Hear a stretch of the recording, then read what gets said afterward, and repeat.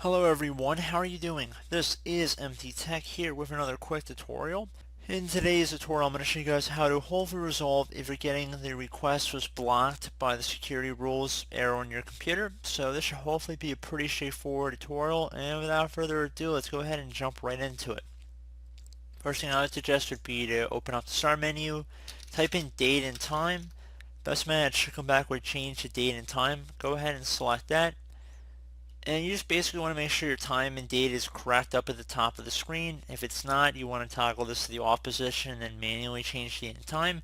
Make sure time zone is correct as well. And if you want to adjust for daylight savings time, that's probably not relevant for this tutorial. But again, you want to make sure your time is correct. So if your time and date isn't right, that could definitely be an issue. So once you've checked that, you want to now go ahead, open up the start menu, type in Internet Properties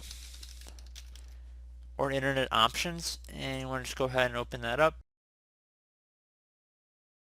Left click on the Connections tab, and then underneath Local Area Network Settings, left click on the LAN Settings button right here.